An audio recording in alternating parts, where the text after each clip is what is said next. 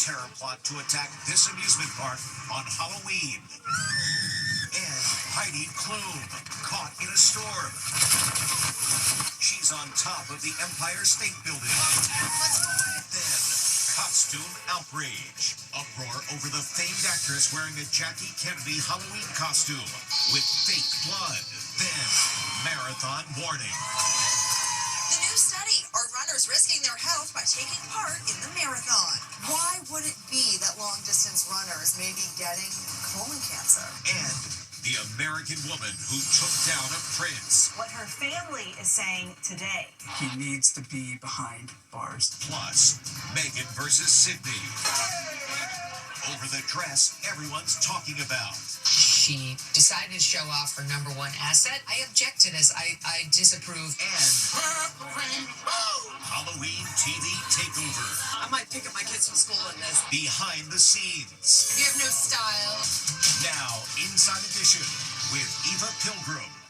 Hello and thanks for joining us. Halloween terror threat. The FBI says they stopped an ISIS-inspired plot to attack a popular amusement park this weekend. 5 men were arrested after authorities say they found chatter online. The plan to cause chaos on what the suspected terrorists called Pumpkin Day. As President Trump and First Lady Melania celebrated Halloween at the White House, an FBI raid took place across the country that authorities say foiled an ISIS-inspired terror plot. 5 men were taken into custody in Dearborn, Michigan, where authorities say they were plotting an attack on Halloween. One potential target, Cedar Point Amusement Park in Sandusky, Ohio. It's known as the roller coaster capital of the world. With 17 roller coasters, last year's Halloween festivities at the park drew 60,000 revelers. The FBI swept in when they say one suspect mentioned Pumpkin Day in a chat group. Once there were references made apparently to Halloween, they just decided the exigent circumstances called for a takedown, and that's when they moved in. The president was asked about the plot as he flew to Mar-a-Lago on Air Force One. Do you have details on the FBI thwarting that terrorist attack in Michigan that was said to happen over the weekend, Halloween weekend? The FBI We're catching people before they ever start. Yep. Now the entire nation is on alert. At New York's Halloween parade, which draws a whopping 1 million spectators, the NYPD is warning everyone to be extra vigilant, calling the parade an attractive target, but they stress there is no actionable threat. On Halloween 2017, a driver in a pickup truck mowed down 8 people on a crowded bike path along the Hudson River in Manhattan. The terrorist was shot dead by police. Retired FBI agent Tim Gallagher says Halloween has been a traditional target of ISIS terrorists. Over the years in law enforcement, there has always been chatter around Halloween of potential attacks. There is no specific danger that you should be aware of. However, exercise vigilance and keep one eye over your shoulder. Blown away. That's supermodel Heidi Klum high up on the observation deck of the Empire State Building, struggling in the high winds. Her umbrella was no match for the windstorm that hit the Big Apple. Les Trent has the details. It's Heidi versus the wind. TV personality Heidi Klum struggles to stay on her feet as ferocious winds lash the observation deck of the historic Empire State Building. It starts out fine as Heidi poses for photographers indoors for the lighting of the iconic building's Halloween display. Then, Heidi grabs an umbrella. Then she pauses at the door, getting ready to face Mother Nature. Here we go. Stepping out onto the 86th floor above the Manhattan skyline. She gives it her best shot, but even the feisty Heidi knows when to quit. She disappears back inside. Heidi Klum's battle with her umbrella here at the Empire State Building happened as a nor'easter pounded New York. Water pours into this subway station and engulfs a subway car. It's a similar scene on a staircase. Things aren't much better on this bus. It was a grim scene at a flooded intersection. Heidi feels your pain. Some areas of New York saw its highest rainfall in more than 100 years. Halloween costume outrage. Actress Julia Fox is known for her wild fashion, but did she go too far? Fox dressed up as First Lady Jackie Kennedy in her iconic pink suit, but covered in blood. As you can imagine, social media is having a field day. Did actress Julia Fox go too far this Halloween? Dressed as the late Jackie Kennedy in a pink suit, Julia is a spitting image of the former First Lady as seen in this photo of President John F. Kennedy on the day of his assassination in 1963. But look closer at the costume. There's red splatter on the skirt and blazer. It's fake blood, a Halloween nod to what happened on that terrible day in American history. Fox is known for her flamboyant fashion choices, and she's never been afraid to push the envelope. But her controversial costume for Halloween is causing quite a stir. I gasped. So inappropriate, goes one offended commentator on social media. Too far. This is sick, goes another comment. She doesn't seem to mind the controversy. I'm Julia Fox, and tonight I am Jackie Onesti. Tonight I'm serving bloody diva single mom who's about to cash that check. Julia Fox is now defending herself, saying she was paying tribute to Jackie Kennedy and the strength she showed after her husband's assassination by refusing to change out of her bloody clothes. Big reaction today to the bombshell news that Prince Andrew has been stripped of his title. He's so on the outs with the rest of the royal family. Word is they have disinvited him from the upcoming Christmas festivities. Yesterday, he was Prince Andrew. Today, he woke up a commoner, plain Mr. Andrew Mountbatten Windsor. Here's how the news broke in a stunned Britain. We have some breaking news coming to us from Buckingham Palace. This statement coming into us in the last 10 or so seconds. Andrew's ex-wife, well known here in America for her many TV appearances, also loses her title. We have a new interview with Sarah Ferguson, the Duchess of York. Now she's plain Sarah Ferguson. But their daughters, Princesses Beatrice and Eugenie, get to keep their titles. Today, the family of Virginia Giuffre, who claims she was paid $15,000 to have sex with Andrew when she was still a minor, is speaking out, calling her a normal girl who has taken down a prince. We need to take it one more step further. He needs to be behind bars, period. Virginia Giuffre took her own life last April, but her memoir detailing her relationship with Andrew and Jeffrey Epstein went on sale this month. Her ghostwriter, Amy Wallace, tells CNN Virginia would have been proud. I think Virginia would be overjoyed. Andrew's relationship with Epstein has cast a scandalous shadow over the royal family for over a decade. There's been public outcry for weeks, months, even years now over the situation with Andrew, and so it's just come to a fever pitch. This may have been the final straw. How long have you known about Andrew and Epstein? 2 days ago, a heckler confronted King Charles in an incident which reportedly left him furious and deeply rattled. Now Andrew is a prince truly out in the cold. Andrew has always denied any wrongdoing and has not faced any criminal charges.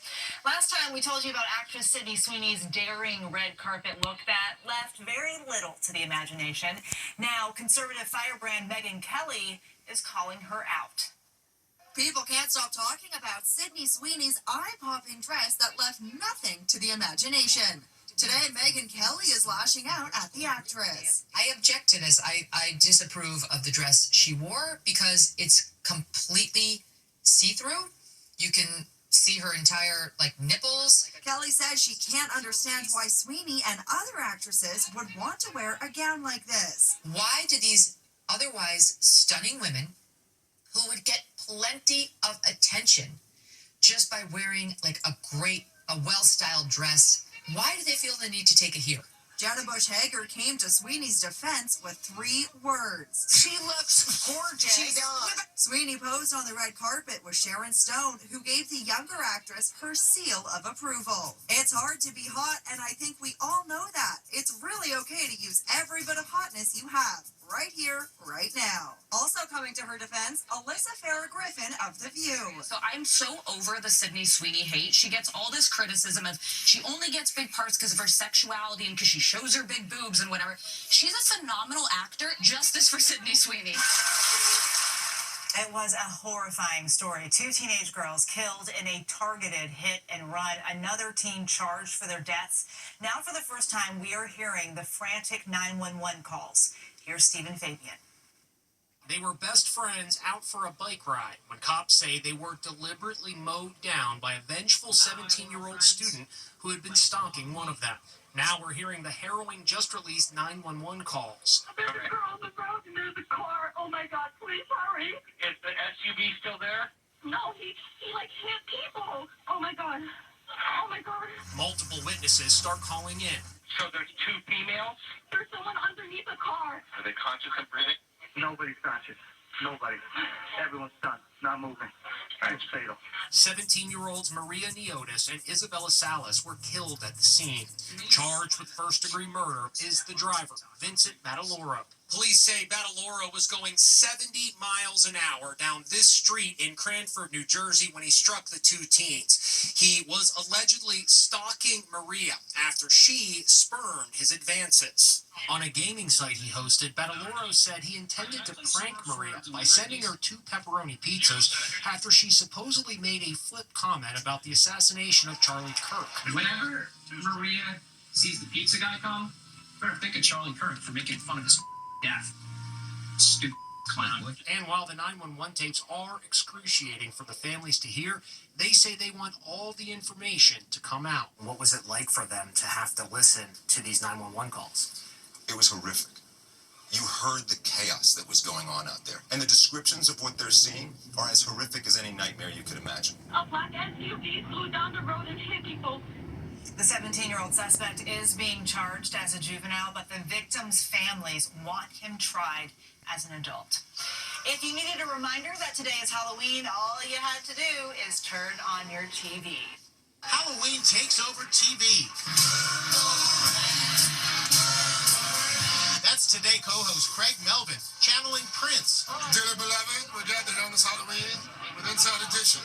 He gave us a private concert behind the scenes. Purple rain, woo! Who are you? I'm the biggest fashion boss. No, honey, that's me. And that's Savannah Guthrie as Meryl Streep in The Devil Wears Prada, and Jenna Bush Hager as the woman who inspired the role, fashion maven Anna Wintour. Check out the uncanny resemblance to the real women. She wore this in a Wintour when she met Meryl Streep in Milan, but it was a custom Dolce & Gabbana. So they matched the print, which is pretty amazing. And that's Chanel Jones as Beyonce, complete with a live horse on the plaza. And look at those Cowboy Carter moves. I might pick up my kids from school on this. Yeah. Maybe not the chaps. Carson Daly did his best Rocky impression, while Al Roker was Clubber Lang, Rocky's challenger in Rocky III, played by Mr. T. Over at Live with Kelly and Mark, they kicked off the show as life-size Labubu's. They also mocked the infamous couple caught on Coldplay's Kiss Cam. Love is in the air. And they transformed into Travis and Taylor from their engagement photos. Sherry Shepherd channeled some of her favorite TV characters, doing her best Steve Urkel impression. She also granted wishes as I Dream of Jeannie. Consider your wish granted. Happy Halloween. The most popular costumes this year are characters from the Netflix smash K-pop Demon Hunters. They sold out everywhere, many fans making DIY versions of their own. Next, marathon warning. The new study, are runners risking their health by taking part in the marathon? Why would it be that long-distance runners may be getting colon cancer? And burger joint countdown. Inside Edition with Eva Pilgrim will be right back. It's the world's biggest marathon. As runners get ready for this weekend's New York Marathon, many will be thinking about a recent alarming study. Researchers finding a link between long endurance running and colon cancer. Allison Hall spoke with a doctor to find out what's going on. Code running marathons be disastrous for your health? 55,000 runners are descending on New York City for Sunday's marathon. It's the world's largest. For years, we've heard that maintaining a healthy weight and being active lowers your cancer risk. But a new study shows that long-distance running could be linked to colon cancer. The New York Times declares marathoners were much more likely to have precancerous growths. Why would it be that long-distance runners may be getting colon cancer? Well, when you look at the fact that you have marathoners, they're running 26.2 miles, that's a lot of excessive exercise. And what happens when you're exercising to that excess is the blood flow that's normally in the intestinal tract is diverted to other parts of the body. And that leaves the intestinal tract with a low supply of oxygen. And if this is constant, you may start to get some genetic changes that can predispose people to be a little bit more higher risk. The study is raising concern for 19-year-old Isabella Wallace. Being a long-distance runner, it definitely brings up a lot of nerve-wracking factors for my health. Your system does take a beating. Increasing my mileage, especially with my marathon training, it does a lot to your body. When I do big races and I have to carb load and really just increase my food intake for the first couple days before the race, it takes a while for my body to kind of get back into swing, whether it be I get really constipated or, my body just doesn't feel quite right. It takes a while to get back to it. Despite the new concerns, it's not going to stop these runners from living their marathon dreams. I am definitely not going to stop running. Medical experts say more studies are needed to determine if there really is a link between marathon running and colon cancer. Coming up, the 6'7" craze kids are doing coast to coast spreads to a burger joint. 6'7". People are still scratching their heads over the popular kids saying. Dictionary.com just named it the word of the year, and nowhere is more excited than this burger joint. The craze over the slang phrase 6'7" is now taking over burger joints. At this Los Angeles In-N-Out, watch the anticipation before 6'7" was even called. Drum roll, please. Then silence. It's pandemonium. These customers are also waiting for the magic number to be called. Guess number 67. Guess number 67. This group even deploys the hand movements that have gone viral. The 6'7" phenomenon, which has parents asking, what does 6'7" mean anyway, has just gotten a prestigious honor. It's been named Word of the Year by Dictionary.com. It's the slang phrase 6'7". The site defines it as, well, actually, they don't seem to know what it means either. The thing is this thing. You gotta do the 6'7". I don't get it. Yep, turns out there's really no meaning, just a frenzy that's spread through classrooms and is now taking over fast food restaurants. Dictionary.com calls 6'7" purposely nonsensical. So come a first-time trick-or-treater needs some help. Count on CBS Sunday for TV. A first-time trick-or-treater gets some guidance. It's this little guy's first time trick-or-treating. I am so excited. And he's getting a little lesson in Halloween etiquette from Dad. You say thank you, baby? Thank you, baby. Thank you, baby. Happy Halloween to all of you. We'll see you next time.